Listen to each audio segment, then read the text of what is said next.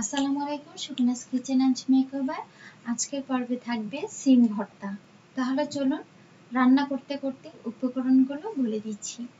প্রথমে আমি সিম নিয়েছি 250 গ্রাম। এগুলোকে আমি আঁশগুলো বেছে নিয়েছি, তারপর ভালো মতন ধুয়ে নিয়েছি। আর অবশ্যই দুই পাশে কেটে নেবেন। তারপর আমি একটি ফ্রাই প্যানে সিমগুলো সিদ্ধ করতে দিয়েছি। পরিমাণ মতন লবণ ও 1 কাপ পরিমাণ পানি দিয়েছি। পেঁয়াজ দিয়েছি 1 টেবিল চামচ। 4-5টা কাঁচামরিচ দিয়ে দিব। এরপর আমি এগুলোকে সিদ্ধ করে নিব 5 মিনিটের মতো। আমি সিমগুলোকে সিদ্ধ করে নিয়েছি, একেবারে পানিগুলো শুকিয়ে নিয়েছি। আমি অন্য একটি ফ্রাই প্যানে পরিমাণ মতন তেল দিয়ে দিব এবং 10 থেকে 12টা শুকনা মরিচ টেলে নিব। বারবার শুকনা মরিচটাকে ভালো মতো নেড়ে দিবেন।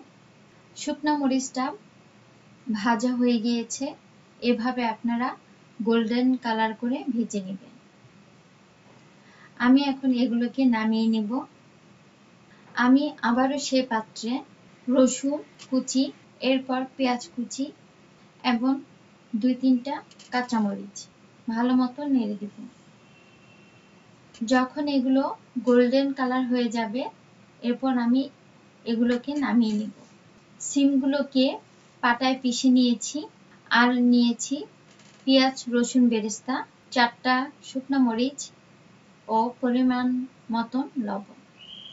আপনারা ঝাল অনুযায়ী মরিচ নেবেন, যেহেতু আমি কাঁচা মরিচ দিয়েছি সিমের মধ্যে, তাই পরিমাণ মতন আপনারা শুকনো মরিচটা নিয়ে নেবেন।